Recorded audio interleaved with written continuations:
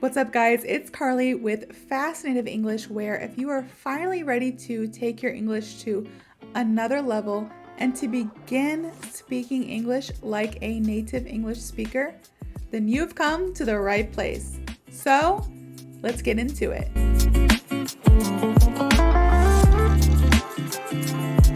What's up, guys? I have another idiom for you all today, and I hope I don't give away the fact that my parents are definitely Southerners and that I was raised in the South, but I feel like it's very common, and it's probably so common because I live in the South. It's a little bit of an older idiom. Maybe not as many people say it as they used to, but I feel like you guys could benefit from learning it. So I'm gonna teach it to you all today, all right? So the idiom I have for you all today is hoof it. You heard me right. Hoof it. Hoof it. H-O-O-F-I-T. Hoof it. Now, what could this idiom mean? This idiom just means to move or travel on foot, all right? Hoof it.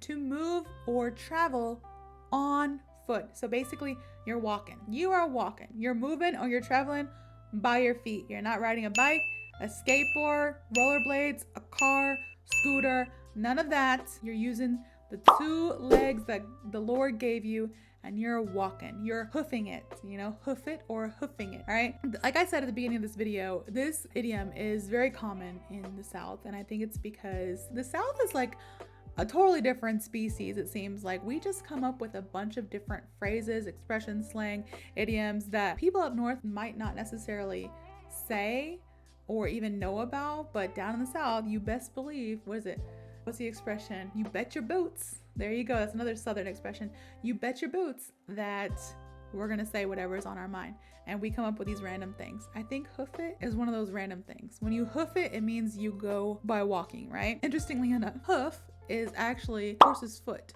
or even a donkey. You have a hoof, Horses have hooves. Donkeys have hooves. I think maybe there are some more animals that have hoofs, but all I can think of at this moment in time are horses and donkeys. They have hooves. So when you're hoofing it, you are walking, all right? So I don't know why we say hoof it when we don't have hooves. It's just an idiom. I don't know. It's just an expression that we have come up with somehow, some way. One day, people were like, oh, this makes sense to me. I'm going to start using it. So here we are, all right? But I have an example for you all, and it's kind of a funny one. When I was like, 12 or 13 years old. Well, first of all, I should say, we went to Tennessee like 2 or 3 times a year growing up. We lived in Florida, but we also had a cabin in Tennessee, and we would travel there quite often. And we would go there every Christmas. We would spend Christmas there. And then we would usually go there around spring break. And then we would go there in fall to see the change of the leaves. When we went there one year, I think it was fall. Yeah, I think it was fall.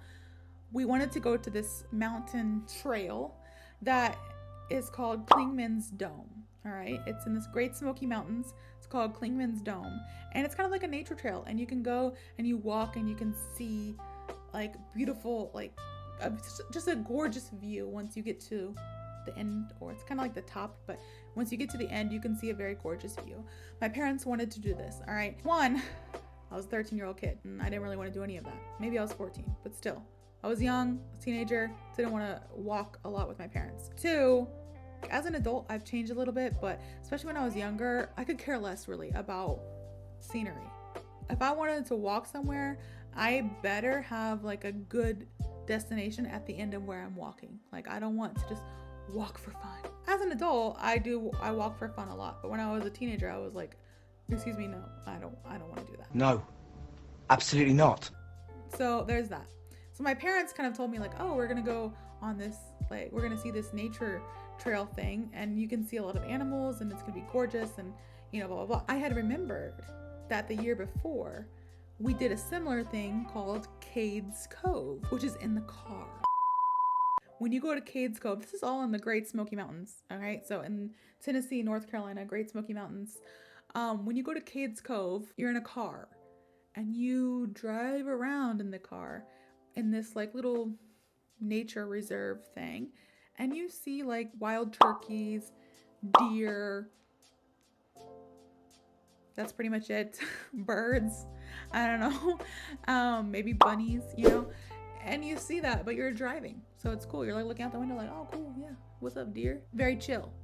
If you don't want to participate, you can literally just fall asleep, and that's that. But what my parents didn't tell me is that we're not going to Kate's Cove this time. We're going to Clingman's Dome, which is like a 2-mile walk, maybe even more. I don't even know. For me, in my mind, when I was 13, 14 years old, that was like a 20-mile walk. Okay, that lasted forever. Way too long. But we get out of the car, and I'm like, why are we getting out of the car? Where are we? Why are we stopped? I can see that we're on the side of a mountain somewhere. I'm like, I know we're in the mountains. I know we're on the side of a mountain. Why are we getting out of the car? Hey, where you going? We're walking. Walking? Yep. No, my baby, look, she needs to be driven. My mom was like, oh, we're going on our nature trail. And I'm like, don't we do this in the car? She said, nope. Why did you think we did that in the car? And I'm like, well, Mom, last year we went on a nature trail and it was in the car. She's like, oh yeah, that was Kate's Cove. This is Clingman's Dome. It's a different thing.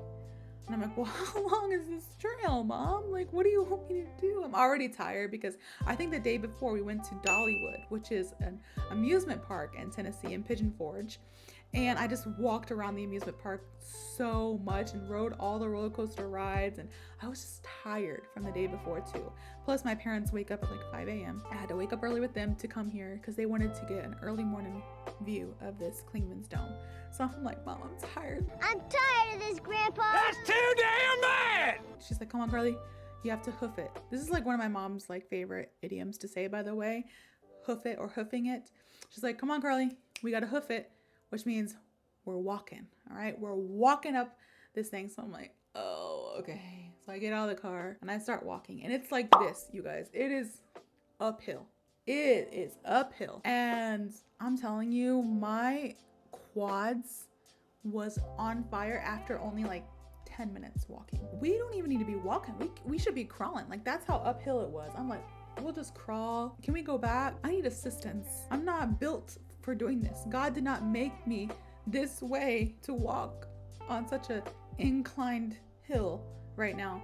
My mom's like, come on, Carly, we have to hoof it. There's no other option. Like, I'm like, what if I didn't have legs? How would somebody without legs get to the top? They have to have assistance for some people, right?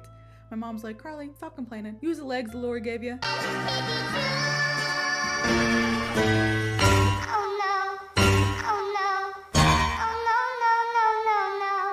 Just walk. And I'm like, oh, okay, fine.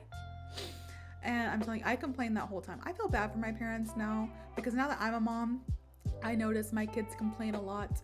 And I'm like, come on, just don't complain. Just stop complaining. But I think they get it from me because as an adult, I don't really voice my complaints as much anymore. And honestly, I'm just like, I'm like, okay, that's life. That's how I feel. But I don't know what I thought as a teenager. I thought like maybe I was the Princess of Genovia or something. Princess of Genovia. Because I was like, no, I'm not doing this. God did not intend for me to do this right now at this time. So I'm not going to do it. And I would complain. If I had to do something I didn't want to do, I would complain so much. So she was like, come on, Carly, every 5 seconds. Carly, come on. And I'm like, stop, please. I can't go anymore.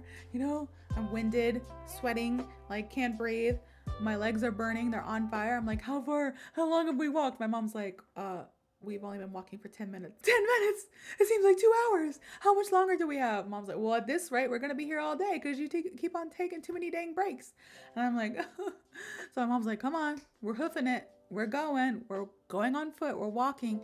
And I see somebody beside me go up on like they're already went up and they're coming back down on a bike. And I'm like, they got a bike, man. Come on. We couldn't even have just like got some bikes or something. That would have been a lot easier than like walking. My mom's like, no, Carly, we're hoofing it. We don't even have bikes. Our bikes are in Florida. Like, what are you talking about? You know, we're going. And we got to the top.